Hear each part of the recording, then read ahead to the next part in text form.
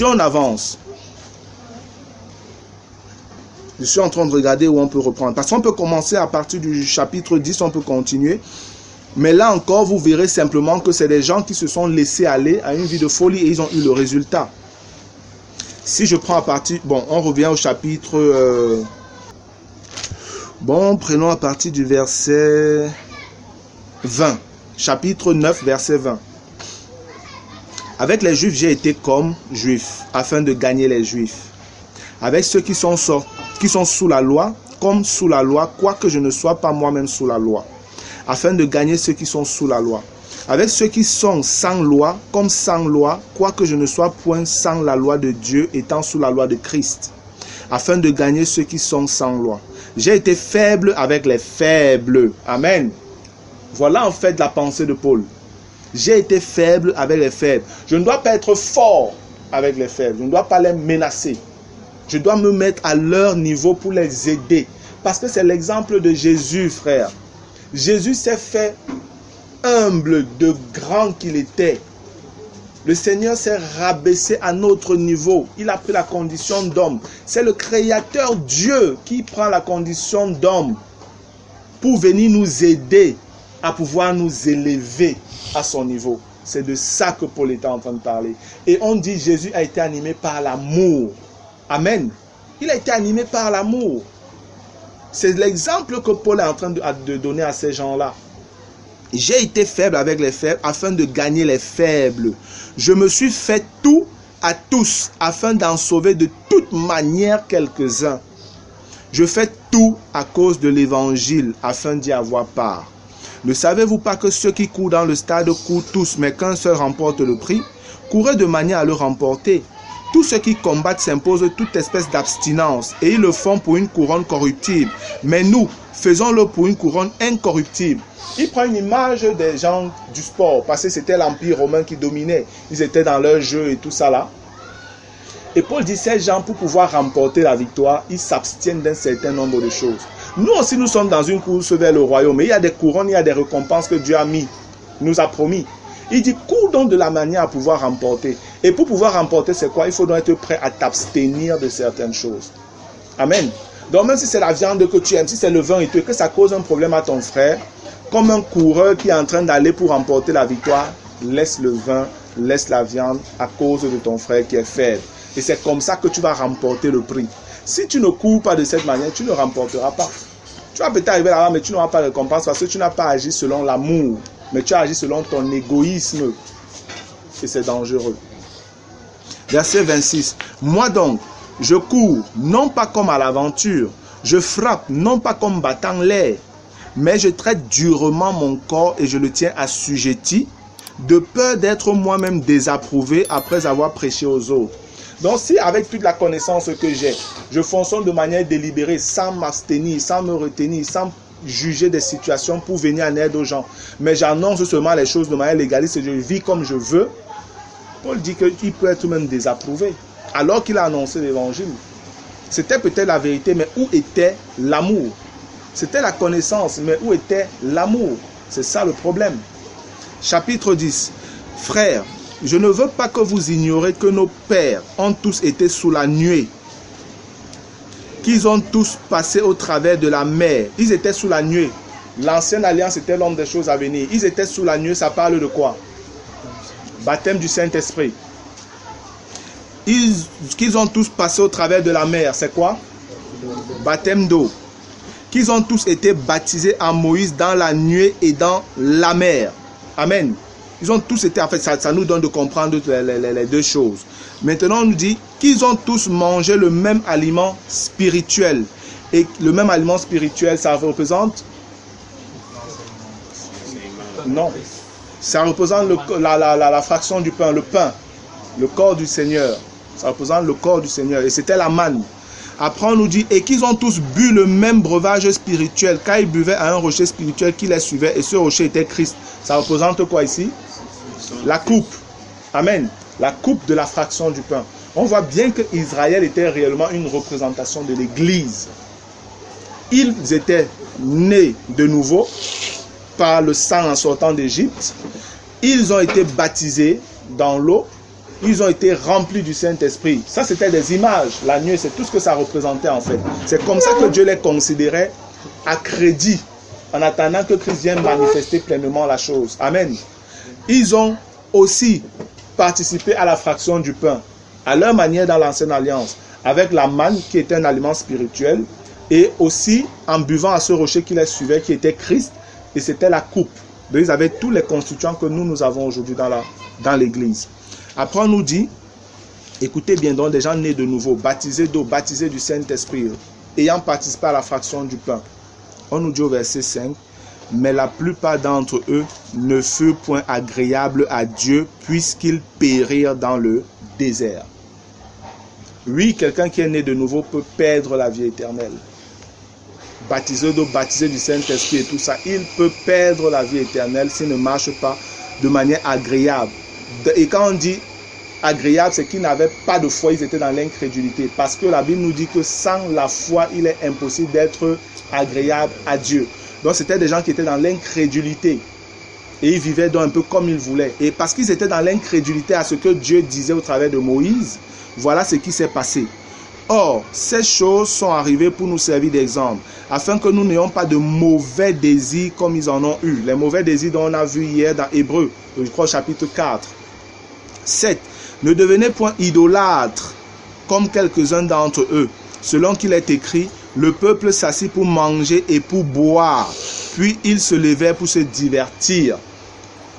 On parle ici d'idolâtrie, mais on parle de manger, boire et divertissement.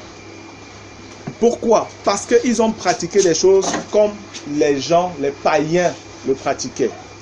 L'idolâtrie ici, c'est quoi? Quand on parle de l'idolâtrie, c'est quoi? Hein? Des choses prennent place dominante. Pardon? Adorer Amen. L'idolâtrie, c'est adorer une autre divinité que le véritable Dieu. Amen. En l'occurrence, pour nous, c'est s'attacher à quelque chose autre que le Seigneur Jésus-Christ. C'est ça l'idolâtrie. Et ici, c'est représenté par le fait qu'ils ont mangé, ils ont bu et ils se sont divertis. C'est en fait ça. Paul reste dans le contexte justement de la nourriture et autres choses qui peuvent finalement être une forme d'idolâtrie pour nous. Et il dit, il faut donc faire attention à ça. Parce que si tu es attaché tellement à la viande, et à cause de la viande, tu ne peux pas laisser la viande parce que tu vas scandaliser certains frères. Sache que la viande est devenue un dieu pour toi et tu as péché, tu vas te perdre à cause de cela. Voilà ce que l'apôtre voulait dire. Et il veut montrer la gravité de la chose. Ce n'est pas une chose aussi simple que ça.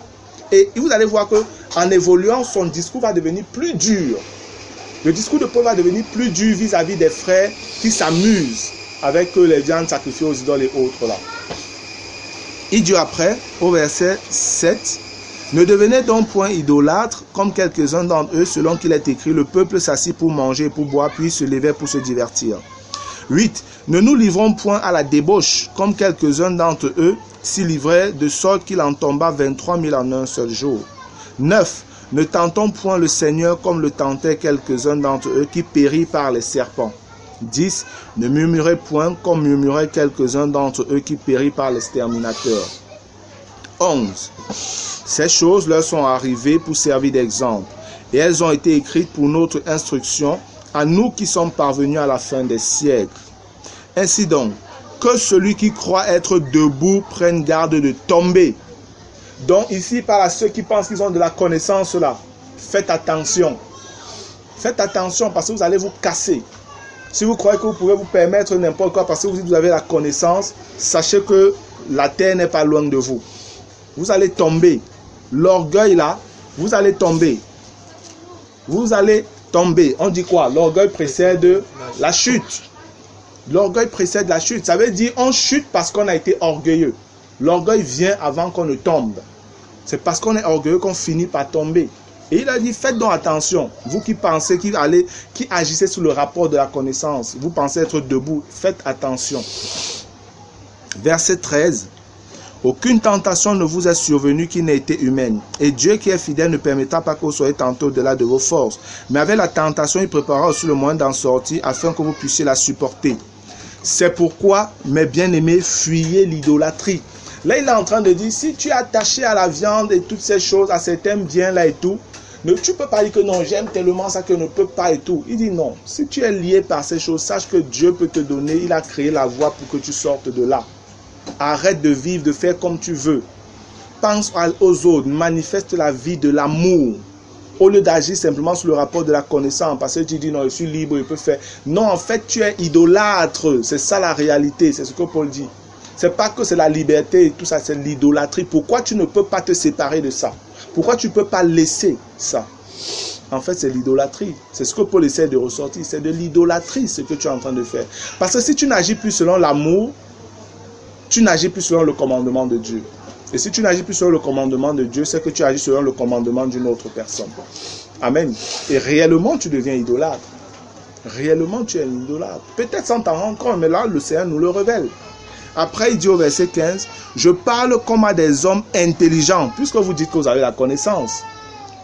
Et réfléchissez donc maintenant. « Jugez vous-même de ce que je dis. » Et là, il explique donc la gravité de la chose. Il dit, « La coupe de bénédiction que nous bénissons, n'est-elle pas la communion au sang de Christ? » La fraction du pain là, la coupe de bénédiction, n'est-elle pas la communion au sang de Christ? Quand nous la prenons, est-ce que ce n'est pas parce que nous entrons en intimité avec le Seigneur? Après, il dit, le pain que nous rompons, n'est-il pas la communion au corps de Christ? Ça veut dire que par la coupe et par le pain, nous entrons en communion avec le Seigneur. Amen. Nous entrons en communion avec le Seigneur. C'est lui notre Dieu. Et il dit par la suite, puisqu'il y a un seul pain, nous qui sommes plusieurs, nous formons un seul corps. Car nous participons tous à un même pain. Pour dire que par cette communion, en fait, avec le Seigneur, on devient un. On devient un. C'est pourquoi nous également, on nous dit que nous sommes une pâte nouvelle. Amen. On devient le pain comme Jésus, parce qu'un disciple accompli comme son maître. Nous formons avec le Seigneur un seul pain. De la même manière que quand Jésus était sur la terre et que les gens allaient vers lui et obtenaient des solutions, c'est de cette même manière qu'aujourd'hui, s'il y a des gens qui ont des problèmes, ils viennent vers l'église, ils obtiennent les solutions. Amen. Ils obtiennent des solutions. Je ne parle pas forcément d'une assemblée particulière. Quelqu'un pourrait être très malade pendant des années, ayant dépensé tout son argent chez les médecins, il n'obtient pas guérison. Mais il peut rencontrer des frères quelque part dans ce monde-ci, on peut prier pour lui et il obtient guérison. Quelqu'un peut avoir des problèmes de possession et tout ça, ou bien son enfant, il va vers des chrétiens, il obtiendra guérison, la délivrance. Amen. Donc, ça nous montre que de la même manière que Jésus agissait, nous pouvons agir aussi aujourd'hui parce que nous sommes en communion avec lui au travers du pain, au travers de la coupe que nous prenons. Ça nous donne vraiment d'être en communion avec le Seigneur. Et c'est pourquoi quand quelqu'un vient à la table du Seigneur parlant de la fraction du pain, avec le levain en lui, image du péché, celui-là peut être frappé d'infirmité, de maladie et même de mort. Parce que là, il entre en communion avec quelque chose de saint. Il faut donc éviter. Il faut éviter de venir avec le feu étranger en présence du Dieu très saint. Il faut éviter. Et c'est l'image que Paul essaie de ressortir ici. Après, il continue en disant, au verset 18, « Voyez les Israélites selon la chair. » Donc il parle de ceux qui sont encore sous la loi. « Ceux qui mangent les victimes ne sont-ils pas en communion avec l'autel? » Ça veut dire que les sacrifices qu'ils mangeaient, les sacrificateurs, les lévites, les viandes et tout ce qu'ils mangeaient, leur donnaient d'être en communion avec l'autel saint de Dieu. Et ça, c'est pour dire quoi? Il nous dit en fait que dis-je donc? Que la viande sacrifiée aux idoles est quelque chose, ou qu'une idole est quelque chose? Nullement. Qu'est-ce qu'il veut dire ici? Il veut dire, ce n'est pas que les viandes qu'on sacrifie là ou bien les idoles c'est quelque chose. Non. Mais dans quel contexte le frère le dit? Il le dit dans le sens où tu n'as pas à te gêner pour savoir si c'est sacrifié aux idoles ou ce n'est pas sacrifié aux idoles. Ce n'est pas important ça. Ce n'est pas important. Il le dit comme ça, mais par la suite, il va davantage mettre des barrières pour que les gens ne pensent pas que, on peut donc faire comme on veut. Regardez la suite. Je dis, il dit quelque chose au verset 19. Mais il revient au verset 20, il dit comme quelque chose qui semble peut-être, si on ne comprend pas, qui semble se contredire. Parce qu'au verset 19, on peut penser que non, les viandes sacrifiées aux idoles c'est rien, les idoles c'est rien, donc on peut en manger, il n'y a aucun problème. Mais le verset 20 dit encore, je dis, ce qu'on sacrifie, on le sacrifie à des démons.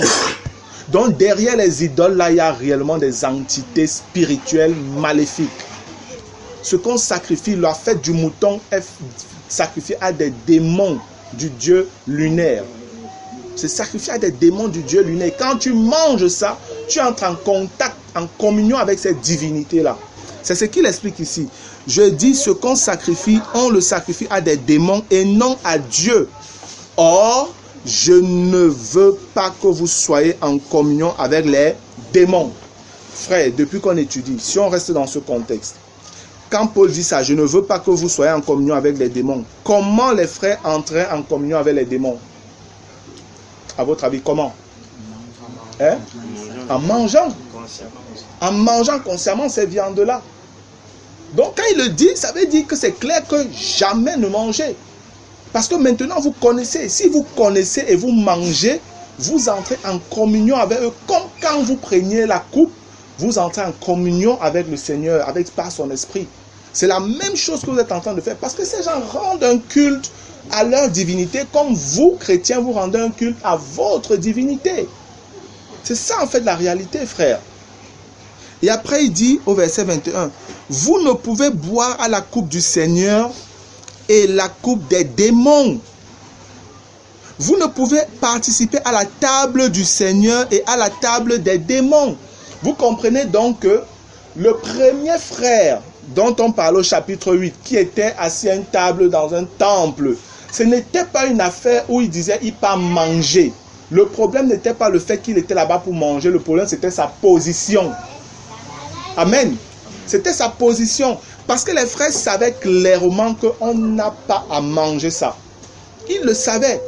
On n'a pas à manger. Mais le fait qu'il était là-bas, il a fait chuter quelqu'un qui était faible, qui n'avait pas encore la connaissance.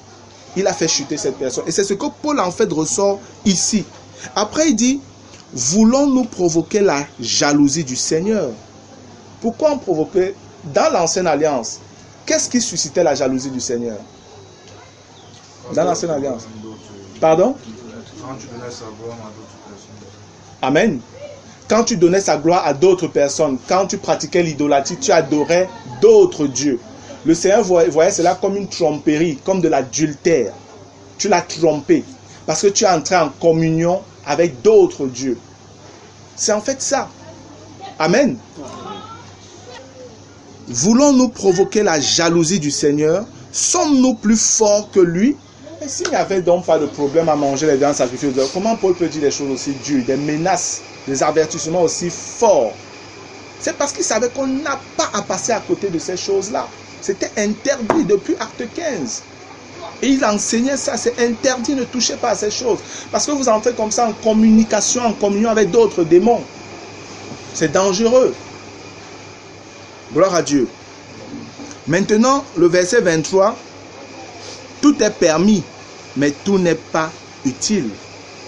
Tout est permis, mais tout n'édifie pas. Voilà. Je peux me permettre d'entrer dans un temple des catholiques. Mais est-ce que c'est judicieux de le faire librement? Attention, ça peut être une occasion de chute. S'il y a un frère qui me dit, frère, comment toi tu vas chez les catholiques alors qu'il y a les idoles là-bas, ils prient Marie, tu es la frère, c'est que tu es dans un même esprit avec eux, tu communies avec eux, frère. Alors que ce n'est pas vrai, n'est-ce pas? Je peux être là sans totalement être lié à leurs choses là. Parce que je suis peut-être là pour un truc particulier. Mais lui qui n'a pas encore la connaissance, voit que non, je participe.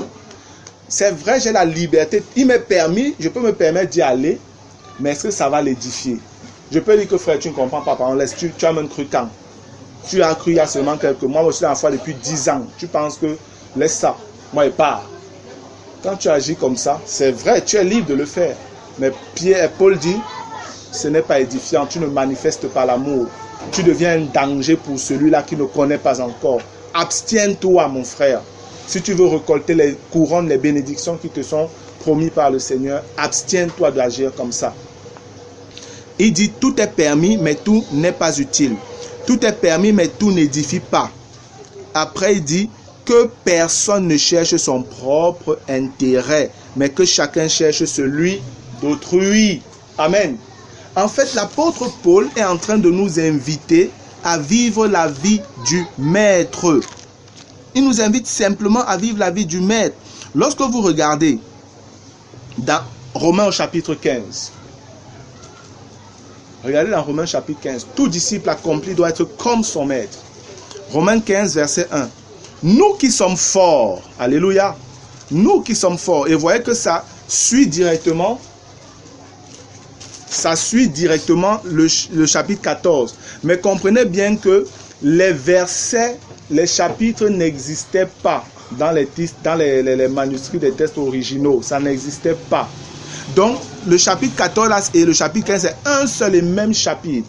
Au chapitre 14, verset 1, on dit « Accueillez celui qui est faible dans la foi et ne discutez pas les opinions. » Celui qui est faible dans la foi, c'est celui qui n'a pas encore la connaissance. Il n'a pas encore la connaissance. On vient au chapitre 15, on vous dit « Nous qui sommes forts, nous devons supporter les faiblesses de ceux qui ne le sont pas et ne pas chercher ce qui nous plaît. » Regardez le verset 2. « Que chacun de nous plaise au prochain pour ce qui est bien en vue de l'édification. » Encore, c'est l'amour. Car, pourquoi il nous dit ça? Car parce que Christ n'a pas cherché ce qui lui plaisait, mais selon qu'il est écrit, les outrages de ceux qui t'insultent sont tombés sur moi. Or, tout ce qui a été écrit d'avance l'a été pour notre instruction, afin que par la patience et par la consolation que dans les Écritures, nous possédions l'espérance. Amen. Le verset 7 nous dit, « Accueillez-vous donc les uns les autres comme Christ vous a accueillis pour la gloire de Dieu. » Gloire à Dieu. Vous voyez que c'est exactement ce que Paul dit au verset 24 de 1 Corinthiens 10. Que personne ne cherche son propre intérêt, mais que chacun cherche celui d'autrui exactement comme Christ a agi. Et maintenant, il nous dit, mangez de tout ce qui se vend au marché, sans vous enquérir de rien par motif de conscience. Pourquoi? Car la terre et tout ce qu'elle renferme est au Seigneur. Ça nous rappelle quoi? Ça nous rappelle le verset 6 d'un Corinthiens 8, où il dit, néanmoins pour nous, il n'y a qu'un seul Dieu, le Père de qui viennent toutes choses et pour qui nous sommes. Et un seul Seigneur, Jésus-Christ, par qui sont toutes choses et par qui nous sommes. C'est ça qu'il est en train de dire encore ici au verset 25. Vous pouvez manger de tout. Pourquoi? Le verset 26 vous explique. Parce que la terre et tout ce qu'elle renferme est au Seigneur. Et maintenant, quand il le dit comme ça, il dit, mangez de tout ce qui se vend au marché. Après, il dit, sans vous enquérir de rien par motif de conscience. Quand on dit sans vous enquérir, ça veut dire quoi? Sans vous enquérir. Hein? Pardon? Sans chercher à connaître ce qui est la provenance. Amen. N'essayez pas de savoir la provenance. Et la provenance de quoi? Des viandes qui étaient vendues au marché. C'est vrai, vous êtes dans une région où il y a des païens qui font des sacrifices à leur Dieu avec la viande. Et c'est vrai, le reste de la viande là, ils viennent encore vendre souvent ça au marché. D'accord. Mais quand vous allez au marché, achetez de tout ce que vous voulez. Et n'essayez pas de connaître, est-ce que ça a été sacrifié aux idoles? Est-ce que ça n'a pas été sacrifié aux idoles? Si c'est au marché, achetez et vous savez qu'on rend grâce, on purifie tout par le nom du Seigneur, par la prière, vous mangez. Vous êtes au marché. Étant au marché, le marché est le lieu que Dieu a bien voulu pour qu'on achète des choses pour vivre, pour manger. Amen. Ça fait que vous êtes sous la couverture de Dieu sur ce terrain-là.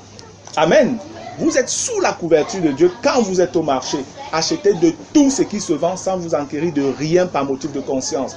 Parce que ce que certains frères dont faisaient, ils allaient au marché, ils disaient, dis-moi un peu, ça a été sacrifié aux idoles, ça n'a pas été sacrifié. Ça a été sacrifié, ça n'a pas été sacrifié. Donc, ils essayaient de savoir. Et parfois, vous savez, les commerçants, eux, ils veulent vendre.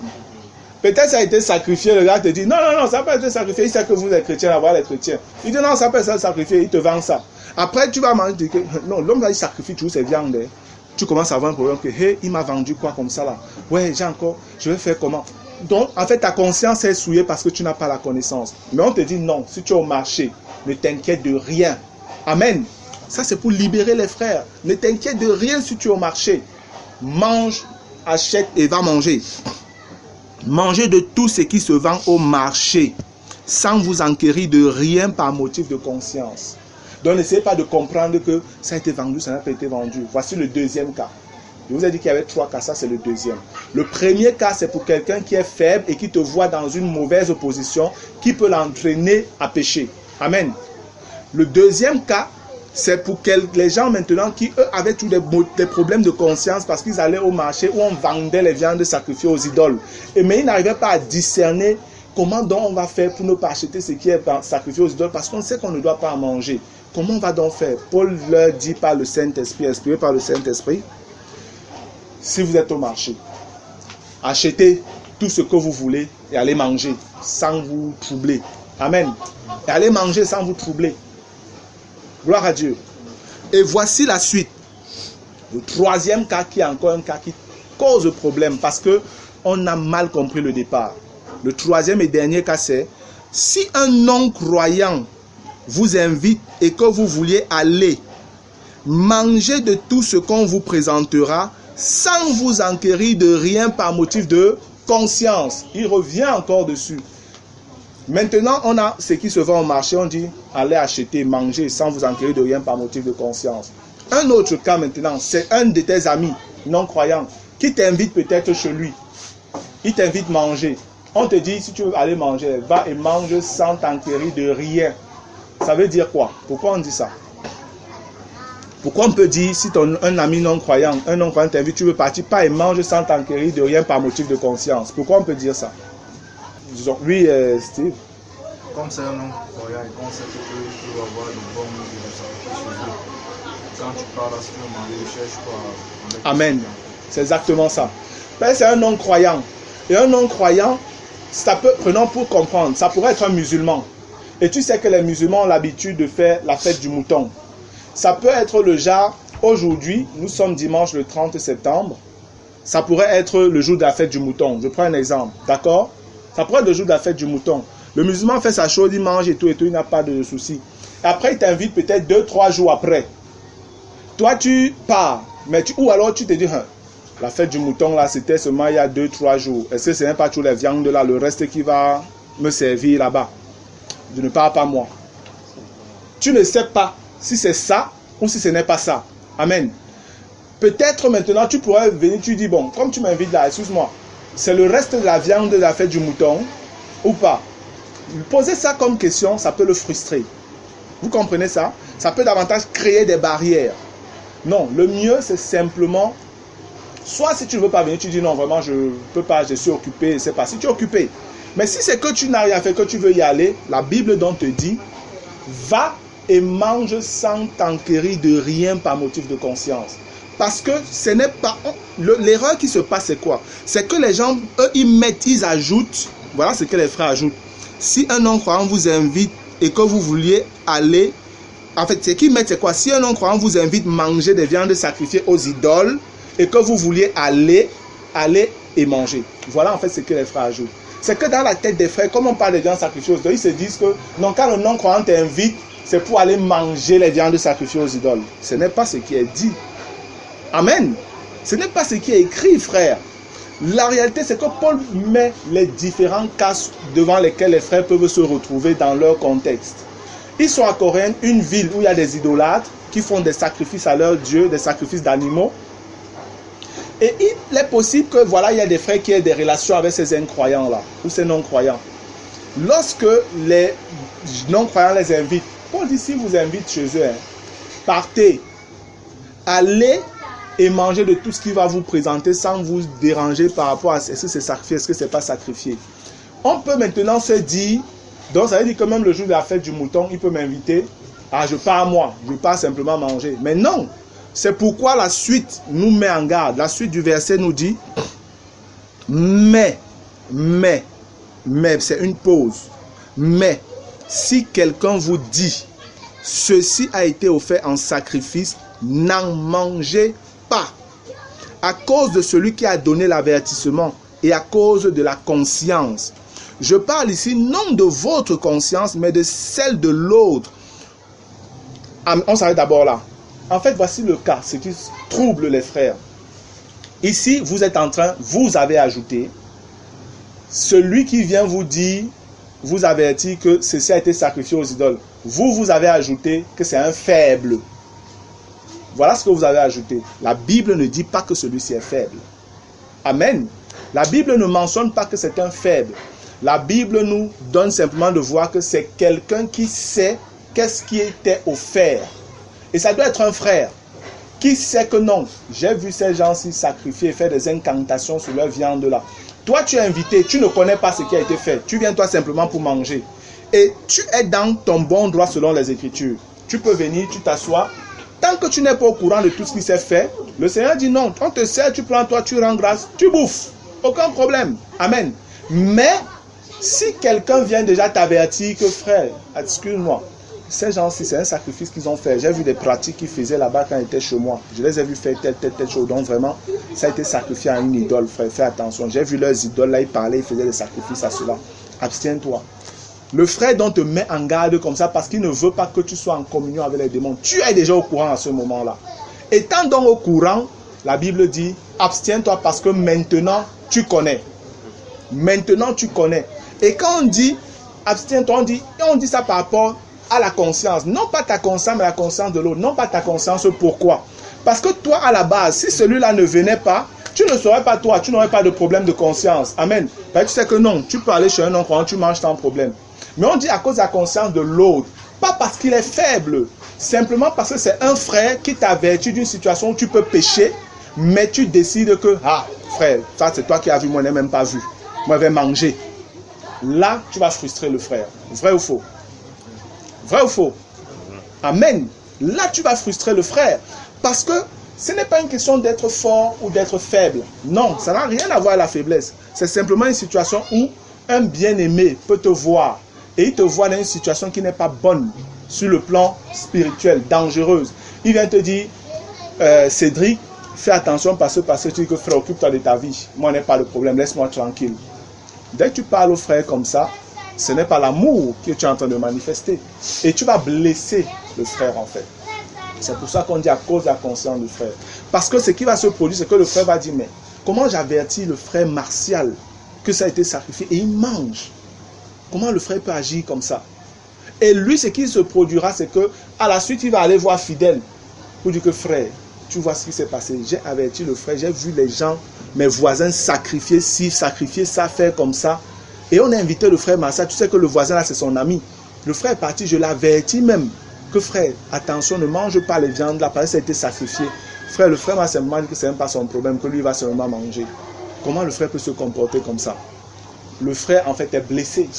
Amen. À cause de toi. Ici, tu es en train de penser que tu agis selon ta liberté. Mais en fait, ta liberté qui est liée aussi à ta connaissance devient un piège pour toi. La Bible dit que tu pêches. La Bible dit que tu pêches. Il n'est pas question d'un faible ici. Non, il est question d'un positionnement lié à l'information ou pas. Si tu as l'information, stop. Si tu n'as pas l'information, tu es couvert. Le Seigneur dit, mange, il n'y a pas de problème. Mais dès que tu es averti, arrête-toi, ne mange plus. Parce que là, tu es déjà averti. Amen. Et c'est pourquoi la Bible pouvait dire, si c'est à cause d'un aliment, ne détruis pas ton frère, n'attriste pas ton frère, ne scandalise pas ton frère. Parce que même si c'est que ce n'est pas un fait, tu vas le choquer, tu vas le scandaliser. Que, mais qu'est-ce qu'il fait comme ça? C'est quoi ça? En réalité, c'est quelqu'un qui est même mature. Il va voir que c'est toi qui ne comprends encore rien. Et ce qu'il pourra faire, c'est peut-être prier. Que le Seigneur vraiment préserve-le, aide-le à comprendre le Seigneur et tout. Et il va travailler dans la prière ou en t'exhortant à comprendre que non, frère, vraiment la prochaine fois, évite ça, évite ça, évite ça. Parce que. Amen.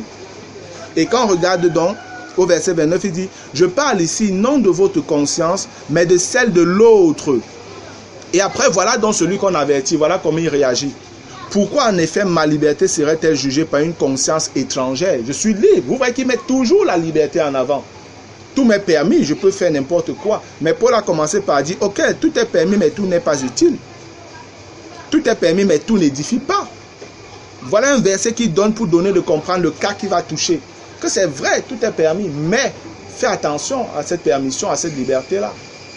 Au verset 30, il dit, si je mange regardez, si je mange avec action de grâce, pourquoi serais-je blâmé au sujet d'une chose dont je rends grâce? Parce que la Bible nous demande de rendre grâce avant de manger. Donc lui, il estime que non. Il est allé chez son ami, on a servi, lui mange, il rend grâce et il mange. C'est ce qu'il connaît. Et c'est vrai. Mais maintenant, il oublie de prendre en compte le fait que non, il y a un frère qui l'a quand même averti. Si le frère l'avertit, c'est que le frère voit un problème avec ça. À cause de mon frère, je vais m'abstenir, je ne vais pas manger. Je ne vais pas manger. Amen. Mais lui, il ne voit pas, il regarde plutôt son intérêt. Alors qu'on a demandé de ne pas regarder seulement son intérêt, mais de chercher aussi l'intérêt d'autrui. C'est comme ça que le maître agit. C'est comme ça que le maître agit. Donc ça ne veut pas dire que si quelqu'un a une conscience forte, il peut manger. Non, pas du tout. Ou si quelqu'un a une conscience faible, que lui alors il ne mange pas, parce que peut-être s'il mange, il va être possédé. Moi qui suis trop fort, je vais manger, les démons vont fuir. Lui, comme il est faible, il va manger, les démons vont le prendre. Vous pensez vraiment que c'est sous ce rapport qu'on est possédé? Non, pas du tout. Pas du tout. C'est le Saint-Esprit qui veille sur nous. Soit on est dans l'obéissance, soit on est dans la désobéissance. C'est le Saint-Esprit qui veille sur nous. Amen. Verset 30. Si je mange avec action de grâce, pourquoi serais-je blâmé au sujet d'une chose dont je rends grâce? Le verset 31, Paul dit donc, c'est vrai, mais sache frère que soit donc que vous mangiez ou que tu manges, soit que vous buviez ou que tu boives, soit que vous fassiez quelque autre chose, donc n'importe quoi, faites tout pour la gloire de Dieu. Posez-vous toujours cette question, frère. Posez-vous toujours cette question. Où sera la gloire de Dieu dans cette affaire? C'est important. C'est important parce que le Saint-Esprit a préservé l'assemblée de Mendon d'une division grave il y a quelques mois ou quelques années. D'une division grave. La famille chez laquelle nous nous ressemblons, il y a eu des sujets de tension entre cette famille et un frère et la gangrène a pris totalement l'assemblée parce que c'est vrai, la maman de la maison s'était mal comportée et le frère aussi a agi d'une manière indélicate qui a blessé cette maman.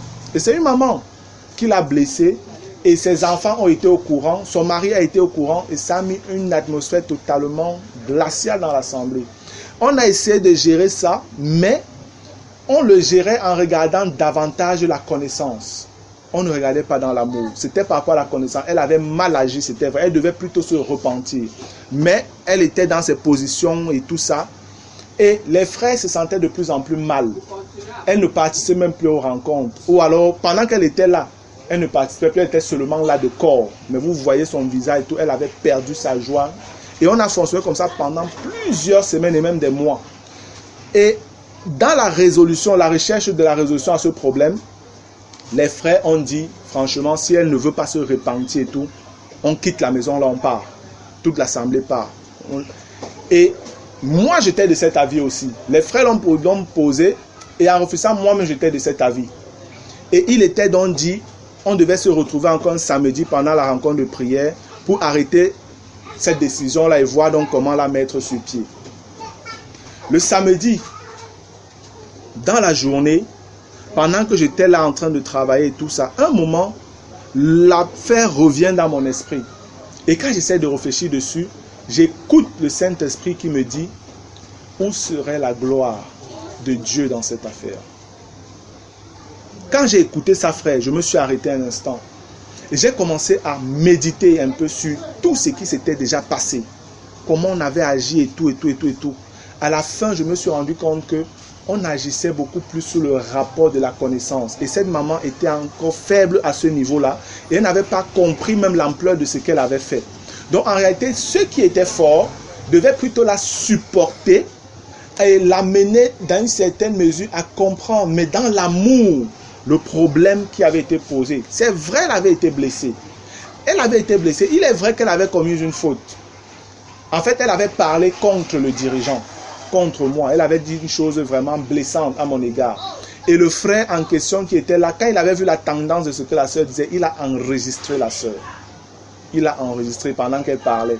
Et il est donc venu, il parlait avec mon épouse pour lui raconter ça. Moi, j'étais au salon, j'ai écouté ce qu'il disait. Lui a dit, c'est quoi? Il est venu et il m'a dit, il voulait un peu cacher. Il ne voulait même pas que je sache. Mais quand j'ai vu la tendance, il a dit que non, j'insiste. De quoi il est question?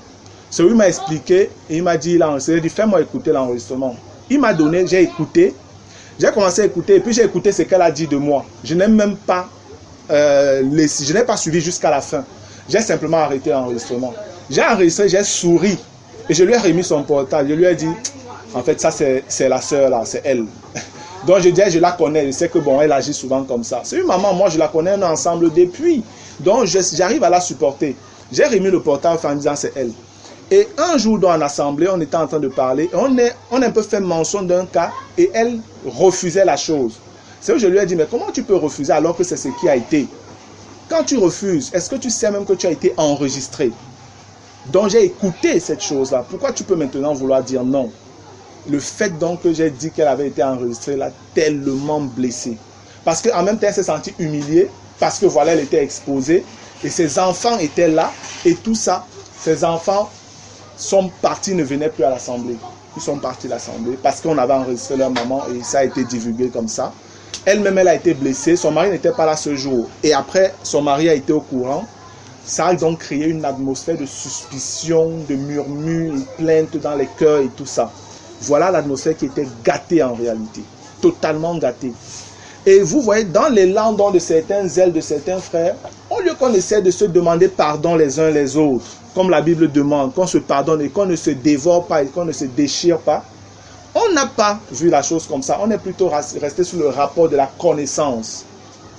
Et il était donc arrêté qu'on devait partir de cette maison. Maintenant, si eux, ils voulaient venir où on est, ils viennent. S'ils veulent, ils restent où ils restent là chez eux. Il n'y a pas de problème. Voilà comment on avait pensé.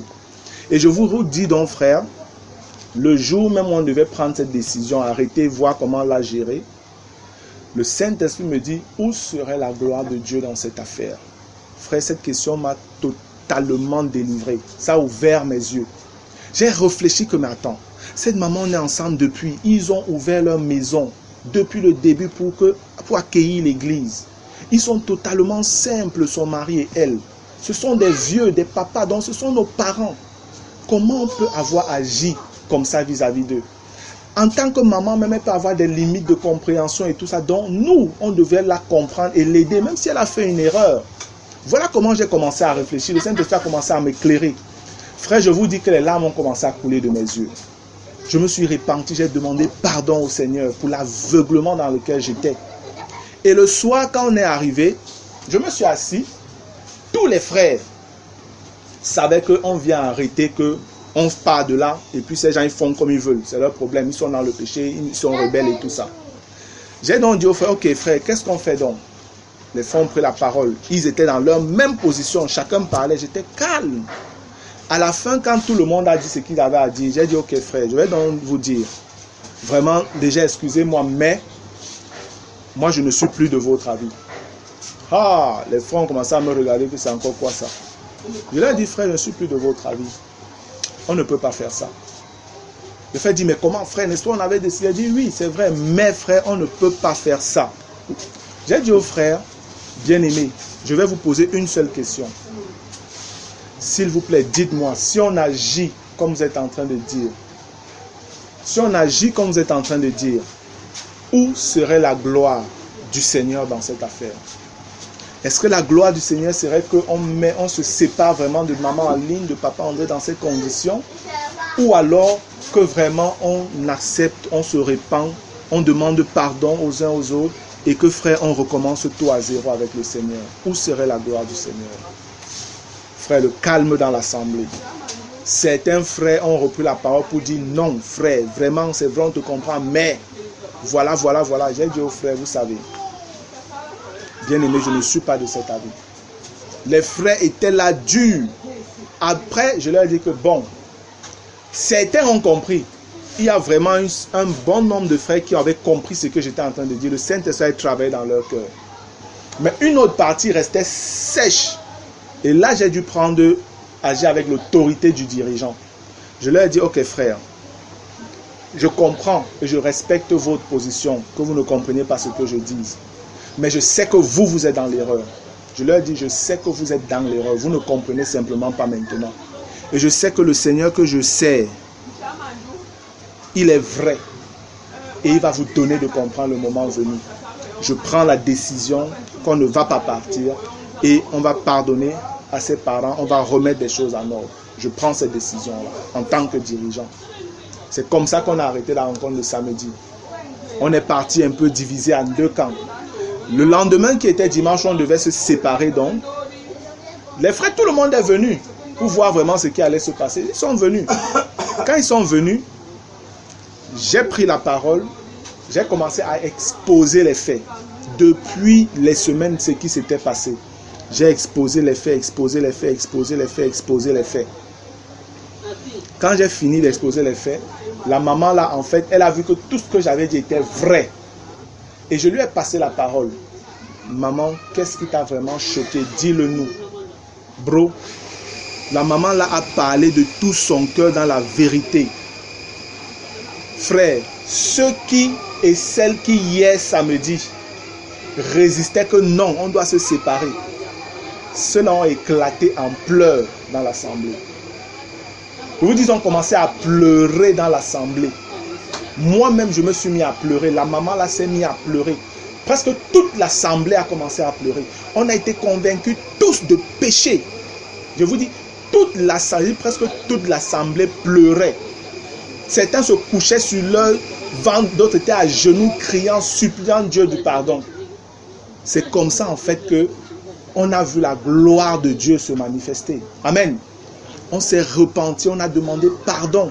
La maman là s'est levée, le frère qui avait resté allait se mettre à genoux, elle demandait pardon. Elle-même, elle a demandé pardon, ils se sont embrassés. Des frères et des sœurs sont allés vers elle, elle a embrassé. Je vous dis, c'était tellement merveilleux, gloire à Jésus. Tellement merveilleux, frère.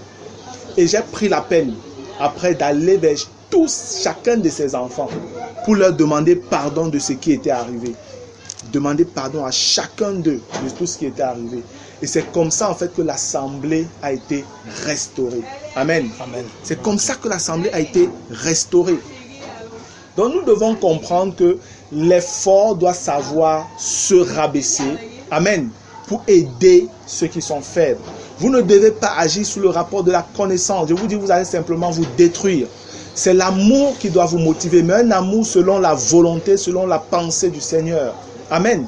Je ne parle pas d'un amour charnel qui accepte le péché, il voit les gens se vautrer. Non, ce n'est pas de ça que je parle. Si vous aimez le Seigneur, le Saint-Esprit vous donnera tout le discernement pour être dans ce qui est juste et équilibré. Amen. Gloire à Dieu. Le verset 30 donc dit, « Si je mange avec action de grâce, pourquoi serais-je blâmé au sujet d'une chose dont je rends grâce?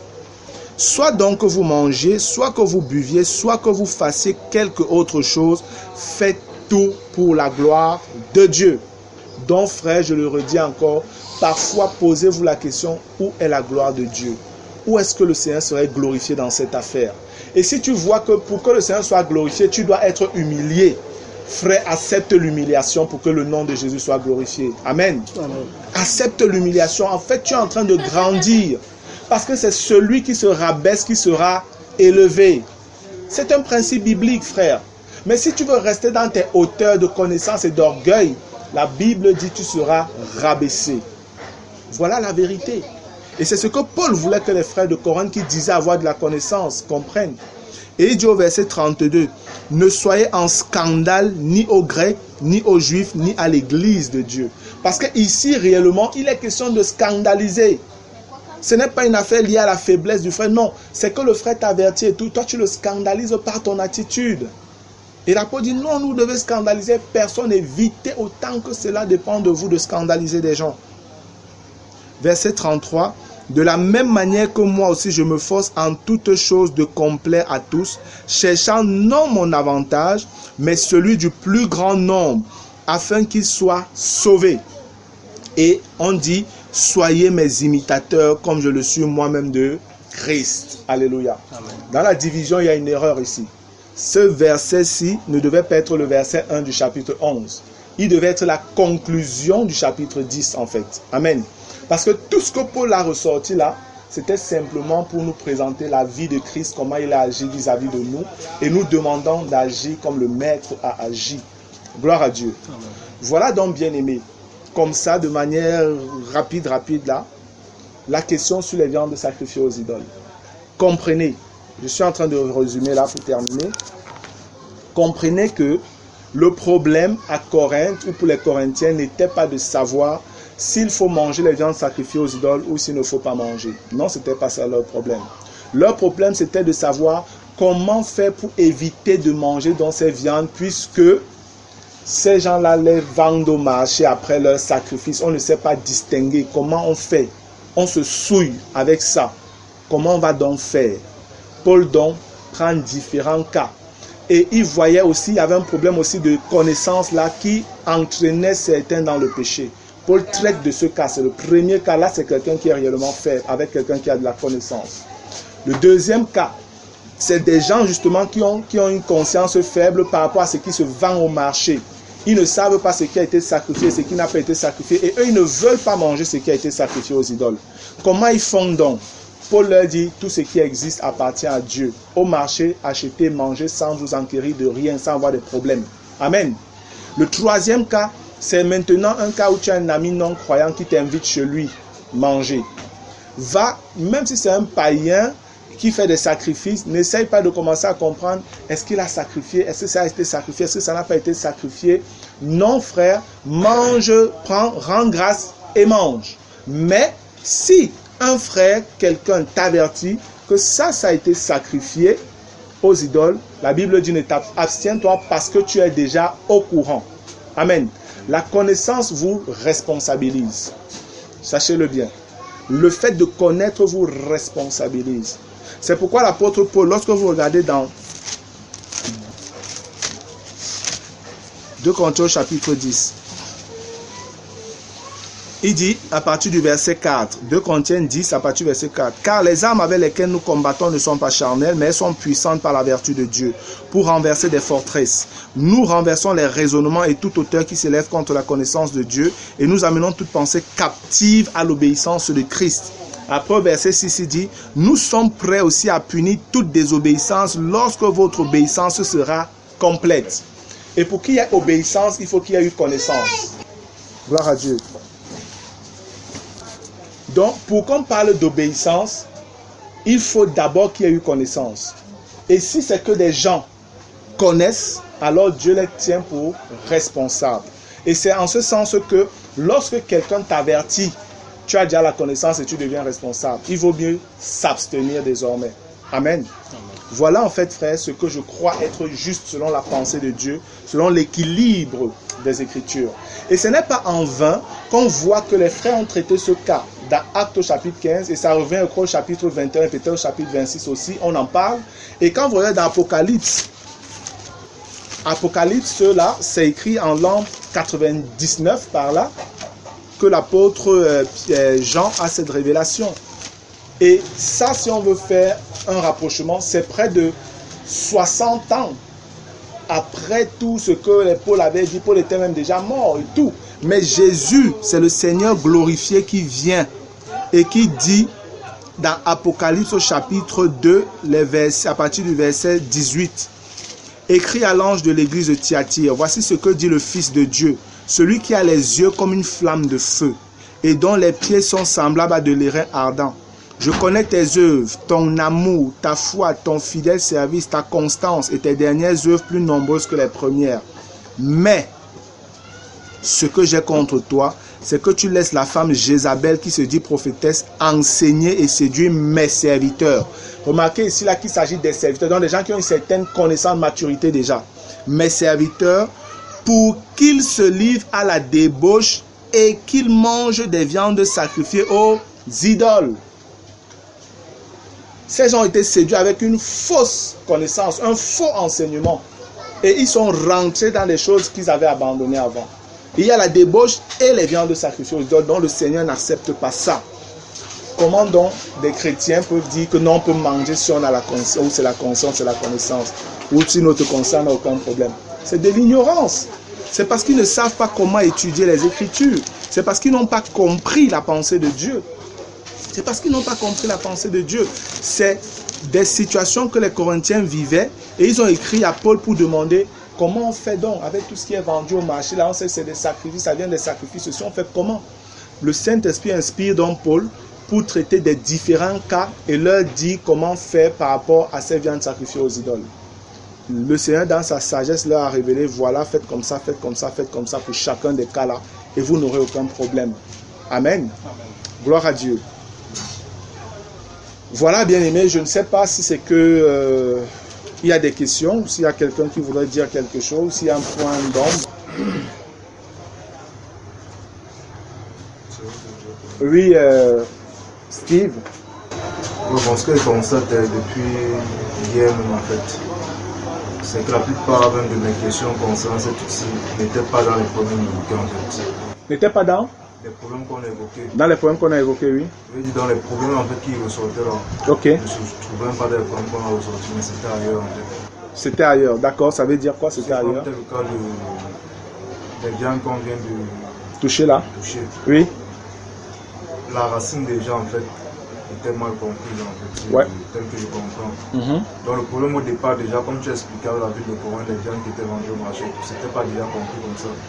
Donc ça fait comme pour arriver au verset 7 avec déjà une compréhension de est-ce que c'est on mange ou On ne mange pas. Donc il y avait un carreau là-bas. C'est comme pour discuter aussi. Donc sinon vraiment gloire à Dieu. Amen. Même pour hier, quand tu as développé, tu vois, il y a les points peut-être comme tu as parlé de. Parlant du fait qu'on est scellé du Saint-Esprit, c'était aussi ça qui me dérangeait un peu. Et je comprenais quand tu expliquais en parlant même des esclaves. Mhm. Je voyais un peu même dans Romains 7. Quand Paul prend un peu l'exemple, il dit qu'on est lié à la loi et puis comme dans la Christ, comme. Amen. Alors je vois un peu maintenant, c'est aussi même pour le Saint-Esprit. Mhm. Que c'est vrai aussi longtemps que tu es Fidèle. à Christ, fiancé à Christ, tu es scellé. Mais dès que tu décides de pratiquer le péché qu'on a fait, je ne pratique pas. Donc quand tu décides de te séparer, c'est possible que l'Esprit quitte aussi. Amen. Parce que tu as rompu en fait toi-même. Cette alliance, cette Tu es mort, alliance. en fait, à ça aussi. Amen. Oui, oui. Donc tu es de nouveau exposé à un autre maître. Donc vraiment, gloire à Dieu, que le Seigneur te bénisse. Amen. Gloire à Dieu. Quelqu'un d'autre voudrait réagir? Oui, Kat. Tout à l'heure, quand tu touchais la question de quelqu'un qui t'avertit que la viande est Oui. sacrifiée, tu as pris le cas d'un frère. J'aimerais savoir qu'en est-il si ce n'est pas un frère qui t'avertit. J'ai dit un frère ou quelqu'un.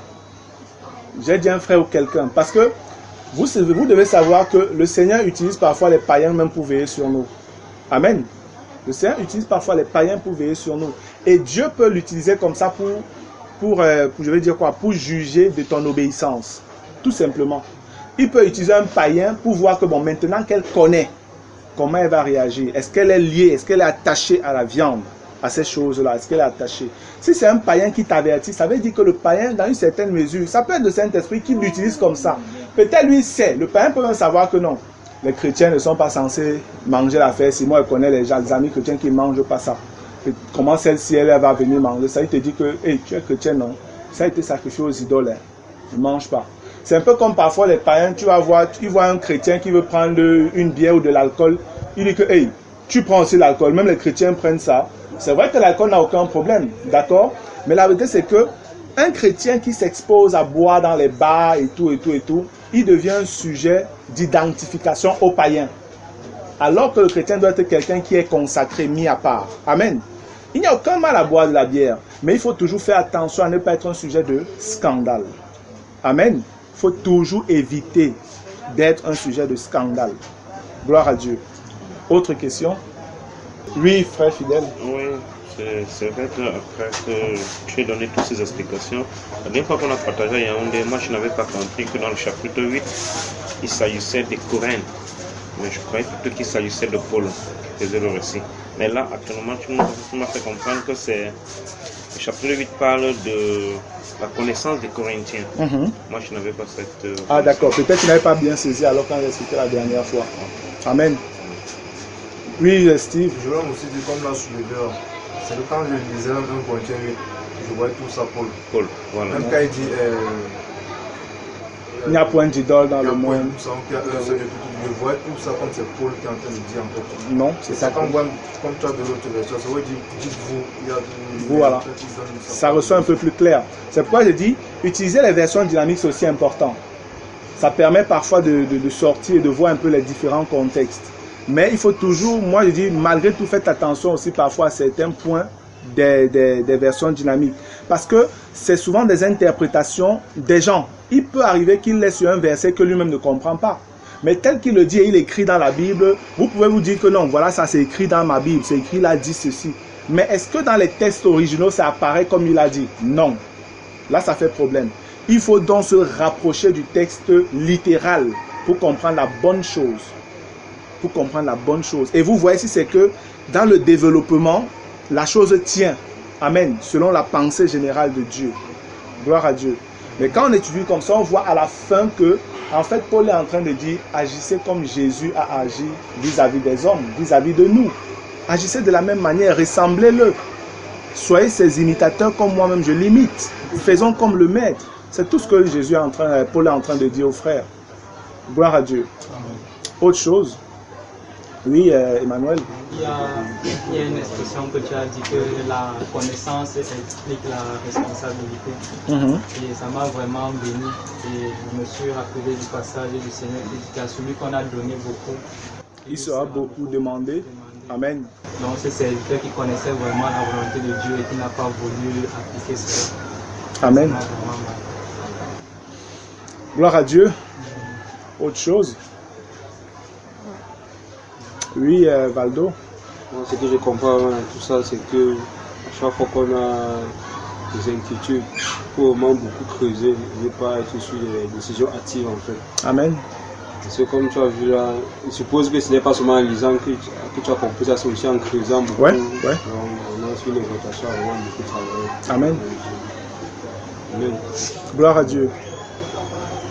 Quand je disais, ce n'est pas un avant qui nous rapproche de Dieu, tout ça, on mange dans la... Je vois comme c'est Paul. C'est Paul qui est en train. C'est vrai que quand vous savez, une des prières que j'ai commencé à faire, je vous le dis, et que je fais constamment maintenant, c'est que je dis au Seigneur, parce que j'ai compris que c'était un problème, je dis toujours au Seigneur, Père, maintenant je veux lire, s'il te plaît, donne-moi la révélation de la compréhension du contexte de ce qui a porté à cette écriture-ci.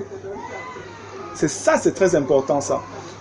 Parfois, je demande même le contexte historique, c'est-à-dire qu'est-ce qui a motivé cette chose-ci, pourquoi ceci a été écrit. Et c'est donc, depuis que j'ai commencé à prier comme ça, que le Seigneur a commencé à m'ouvrir les yeux sur certaines réalités. Amen. Je prends encore un exemple, par exemple. Lorsque vous regardez, prenons un peu Éphésiens, le chapitre 4. Éphésiens chapitre 4, à partir du verset 17. Voici donc ce que je dis et ce que je déclare dans le Seigneur. Vous ne devez plus marcher comme les païens qui marchent selon la vanité de leurs pensées. Ils ont l'intelligence obscurcie, ils sont étrangers à la vie de Dieu à cause de l'ignorance qui est en eux, à cause de l'endurcissement de leur cœur. Ayant perdu tout sentiment, ils se sont livrés au dérèglement pour commettre toute espèce d'impureté jointe à la cupidité. Mais vous, ce n'est pas ainsi que vous avez appris Christ. Lorsque vous lisez les versets 17 à 19, on est en train de dire que ce sont les païens qui agissent comme ça, n'est-ce pas? Hein? Mais la vérité, c'est que si le Seigneur est en train d'amener Paul à dire ce qu'il est en train de dire, ça voudrait dire qu'il y a des frères de Éphèse qui vivaient comme ça. Parfois, on ne voit pas ça en fait. Et quand vous le percevez de cette manière, vous comprenez que, waouh, Seigneur, donc il peut arriver qu'un chrétien arrive jusqu'à une telle bassesse. Frère, et je vous dis, avec l'expérience que j'ai dans le Seigneur et la multitude de frères que je connais, que ce soit au Cameroun ou hors de ce pays, il y en a que je connais qui ont et qui vivent de cette manière. Je vous dis, si vous regardez bien, vous allez voir que ces caractères-là, il y a certains qui se disent frères ou qui ont été avec vous, mais qui se retrouvent dans cette situation-là. Soit par l'ignorance, soit parce qu'ils commencent à se rebeller, soit par... Il y a tellement de raisons en réalité. Il faut toujours pouvoir comprendre les contextes et même les contextes historiques. Qu'est-ce qui a pu motiver telle chose, Seigneur? Et le Seigneur a permis qu'il y ait des éléments qui puissent parfois nous permettre de mieux comprendre. Ça peut être des recherches historiques que les gens ont faites sur la ville, sur la forme de fonctionnement des gens là-bas et tout ça.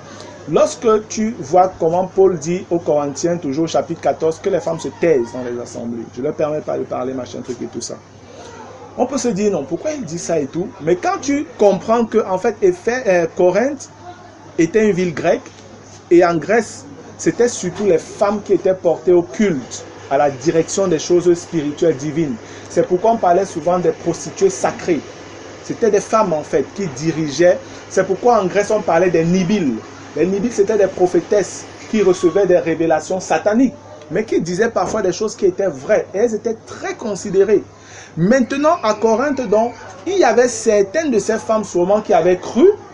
Et ayant cru, elles étaient dans l'église. Mais pendant les rencontres, elles voulaient toujours prendre le devant comme quand elles étaient païennes. Et Paul donc donne une instruction ferme par rapport à elles. Que stop, ce n'est plus pareil. Ce n'est plus pareil. C'est la même chose également même avec le voile. C'est la même chose avec le voile. Là-bas avant, non, les femmes marchaient, elles ne portaient pas de voile, elles laissaient leurs cheveux, c'était machin et tout. Mais maintenant avec les chrétiens, la loi chrétienne, Dieu dit, vous devez couvrir cela. Paul explique. Ça fait que les chrétiens étaient remarqués. Quand on les voyait, les voiles et tout, on savait que non, ça ce sont les gens qui ont quitté la voie de nos ancêtres, de nos dieux. Ils servent maintenant d'autres dieux. Et c'était parfois aussi des moyens de persécution et autre chose. Tout ça est important. Tout ça est important. Donc, par la grâce de Dieu, avec la prière que j'ai commencé à faire, quand le Saint-Esprit a attiré mon attention là-dessus, ça fait qu'aujourd'hui, quand je lis certains passages, dès que je vois un peu quelque chose qui tient, en fait, le Saint-Esprit sait m'avertir à cela. Je discerne, je sens que non, ici, il doit y avoir un problème de contexte historique, il faut bien comprendre. Pourquoi c'est dit comme ça? Qu'est-ce qui pouvait motiver ça, Seigneur? Et là, je commence à creuser, comme Valdo disait. Je fais donc des recherches. Je me dis, bon, ça sûrement, il doit avoir eu un tel... Et dans mes recherches, je peux dire presque toujours, le Saint-Esprit finit par me donner de tomber sur la bonne chose qui m'aide à voir beaucoup plus clair. Amen. Donc, il faut vraiment aussi intégrer ça dans votre étude des Écritures. Gloire à Dieu. Ok. S'il n'y a pas autre chose, je vais donc prier et rendre grâce au Seigneur. Et puis voilà, on va arrêter. Il y a un certain nombre de choses que j'ai envie de partager avec vous. Bon, quelques conseils que je veux dire. Attirer votre attention sur un certain nombre de choses. Mais je n'ai pas envie que ce soit enregistré. C'est quelque chose qui est propre aux frères de Douala, de l'assemblée de Lorbaba. De Lorbaba. Je n'ai pas envie que ce soit enregistré. Amen. Donc je vais prier avant et arrêter l'enregistrement. Gloire à Dieu. Éternel Dieu d'Abraham, Dieu d'Isaac et de Jacob, nous voulons te bénir, Papa. Merci vraiment parce que tu nous as encore soutenus ce matin. Et merci pour toutes les lumières nouvelles que tu as apportées à chacun de nous ici rassemblés. Oh Dieu, le désir de ton cœur, c'est que nous imitions ton Fils Jésus-Christ, qui est le prototype parfait de l'homme. Oui, de l'homme que toi tu veux, Seigneur, de l'homme selon ton cœur. Nous voulons être comme notre Maître, des disciples réellement accomplis en lui, Seigneur, atteignant la statue parfaite de ton Fils bien-aimé. Ô Père, travaille ainsi dans nos cœurs, travaille dans le cœur de mes frères et de mes sœurs, travaille dans mon cœur, Seigneur, je t'en supplie. Nous sommes là et nous soupirons après Jésus et nous voulons être de ceux qu'il reconnaîtra, ô Dieu, comme lui appartenant, lorsque la trompette sonnera et qu'il viendra prendre les siens lors de l'enlèvement. C'est le désir de nos cœurs d'être toujours prêts, d'être toujours en communion avec lui, et non pas en communion avec d'autres divinités, Seigneur. Par quelque moyen que ce soit, subtil ou ouvert, Seigneur, garde-nous et garde-nous encore en lui par le Saint-Esprit. Merci au nom de Jésus-Christ et que toi seul continue à veiller sur ton peuple, à Douala, sur tes enfants, à les instruire, Seigneur, dans les voies de la justice et de la vérité. Que le Saint-Esprit fidèle les conduise dans toute la vérité selon la promesse du Maître. Au nom béni de ce Maître Jésus-Christ, nous avons prié. Amen. Gloire à Dieu.